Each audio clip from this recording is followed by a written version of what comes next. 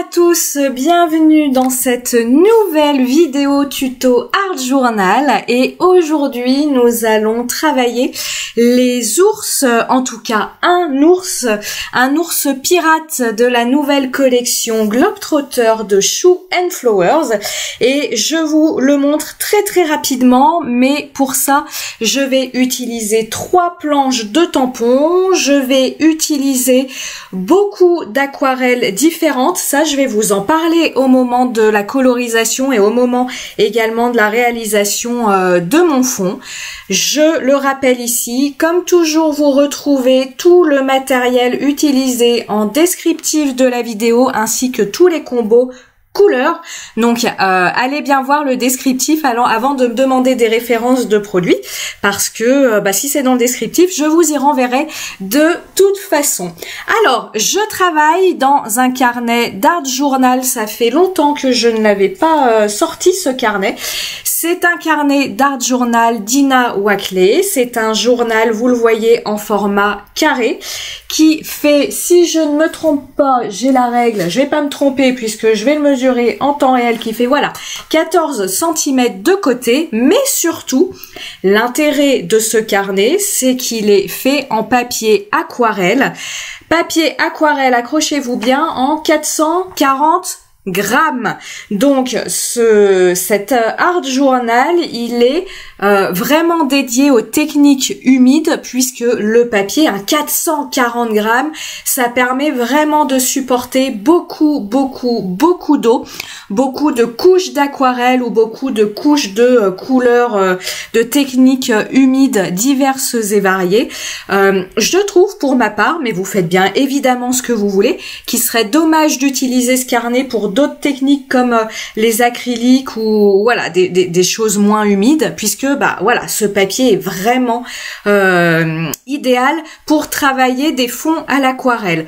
Je dis bien pour travailler des fonds à l'aquarelle puisque c'est un carnet. Première chose, comme le papier est très texturé, si vous faites directement vos tamponnages sur les feuilles de ce carnet, vos tampons ne vont être absolument pas précis. Donc vous le voyez, j'ai fait mes tamponnages sur un autre papier. Ici c'est du papier Fabriano 100% coton grain satiné. J'ai fait ces tamponnages sur un autre papier parce que déjà je suis plus à l'aise pour coloriser sur du papier 100% coton. Mais ici surtout parce que si j'avais fait mes tamponnages directement sur mon carnet, alors je mets entre parenthèses le fait que je vais tout détourer et tout superposer, ce qui n'aurait été pas possible du coup de tamponner directement sur le carnet, mais quand bien même j'aurais voulu faire quelque chose de très simple comme je fais parfois avec juste un tampon et une colorisation de ce tampon pour avoir juste le plaisir de coloriser à l'aquarelle tranquillement. Je ne peux pas le faire directement dans ce carnet là parce que le papier est vraiment trop texturé. Si vous souhaitez faire des colorisations, quand je dis très simple à l'aquarelle, c'est dans le sens on va pas aller dans des choses compliquées, d'amoncellement, d'embellissement, de travail de fond. Simplement, moi je fais ça parfois et j'aime beaucoup parce que ça entraîne à la colorisation à l'aquarelle. Vous prenez un joli tampon, vous le mettez au centre de votre page et puis vous le colorisez à l'aquarelle et puis vous faites une petite ambiance autour de ce tampon à l'aquarelle. Si vous cherchez un carnet, je vous conseille dans ces cas-là de passer au carnet Annemule. Pareil, Annemule fait un carnet format carré, pareil 14 cm de côté, mais il est en 100% coton et surtout il est en grain fin. Donc ce sera beaucoup plus simple déjà pour tamponner directement dans votre carnet et puis la colorisation de détails comme ici je fais le petit singe sera possible alors qu'elle ne serait pas possible sur le carnet d'Ina Wackley.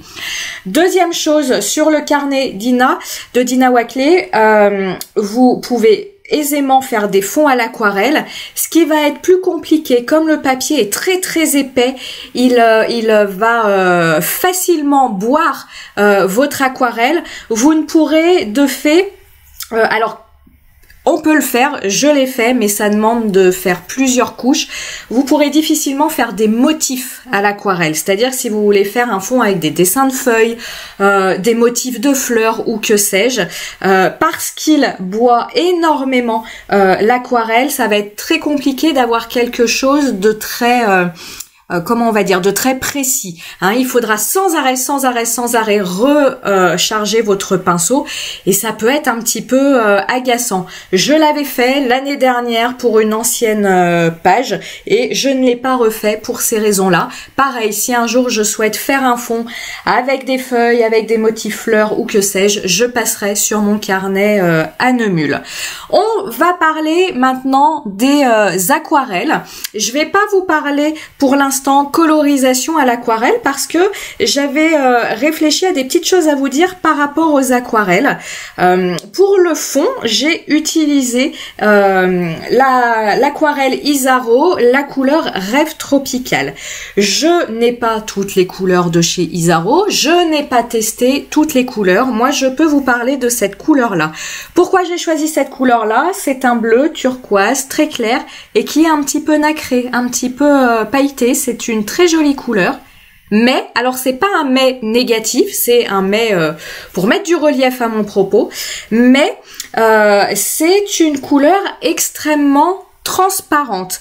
Ce qui fait que pour la réalisation de mon fond, j'ai eu beaucoup de mal à avoir une couleur, voilà, une couleur un petit peu flash, une couleur qui se voit.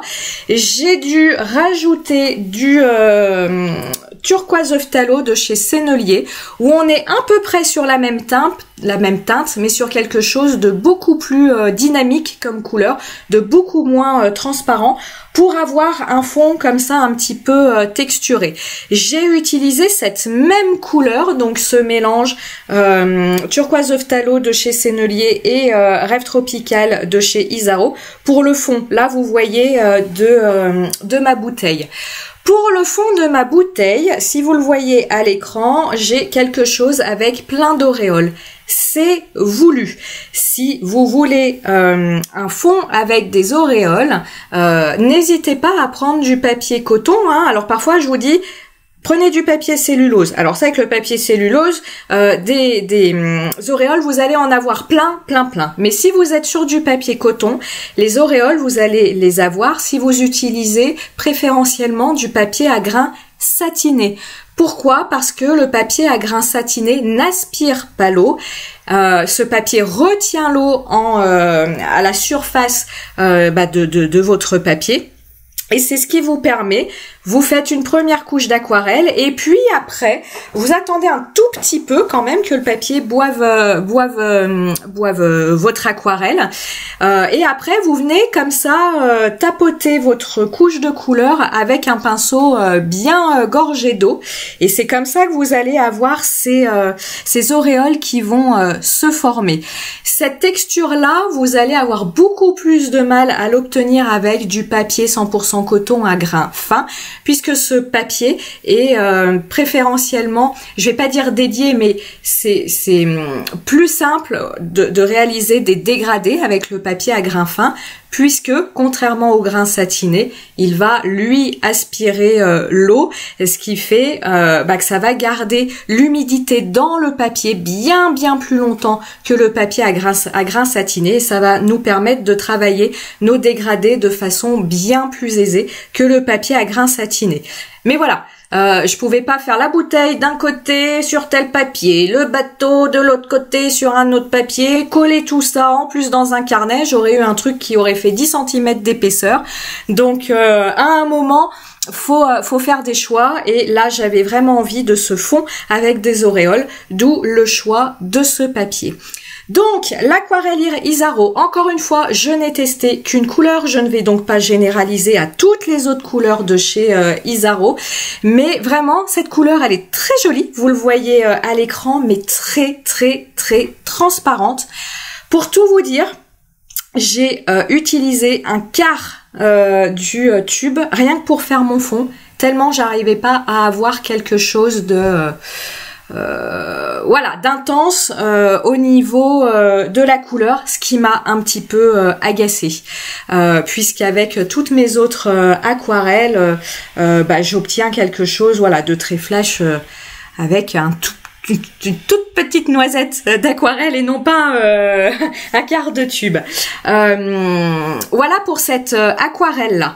Pour mes autres colorisations, le bateau, le petit singe, le nounours que vous voyez à côté, j'ai utilisé principalement des aquarelles artisanales de chez Atelier Couleur Grenadine.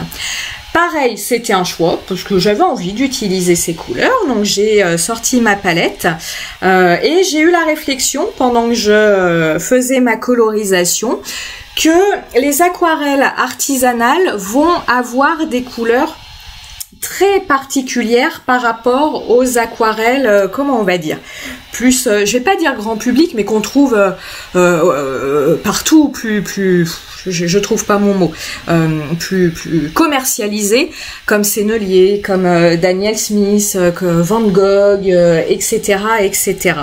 Les teintes des aquarelles artisanales, et c'est pour moi ça l'intérêt, c'est qu'on va être dans des couleurs qui ne sont pas vues comparativement à ces couleurs, voilà, à ces grandes marques.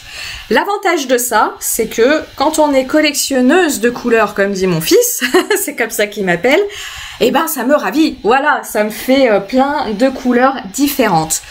L'inconvénient de ça, c'est que comme vos couleurs artisanales sont très particulières, elles vont avoir du mal à se mélanger entre elles.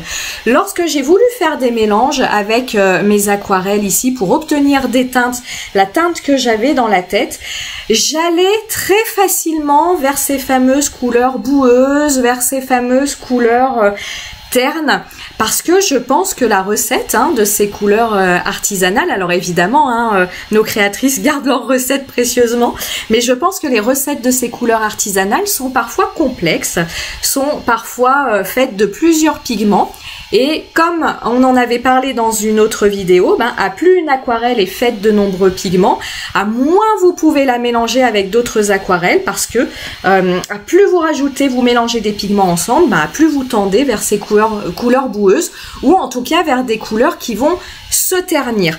Par contre, ce que j'ai fait, j'ai fait mes petits tests et je vous en fais part, c'est que j'ai été là aussi prendre mes couleurs Sennelier, et là, en mélangeant mes couleurs Sennelier qui, encore une fois, sont très basiques, sont très classiques, sont très de fait simples d'utilisation, donc en mélangeant ces couleurs Sennelier avec mes couleurs d'Atelier Couleur Grenadine, et bien là, je n'avais pas ces couleurs ternes ou ces couleurs boueuses.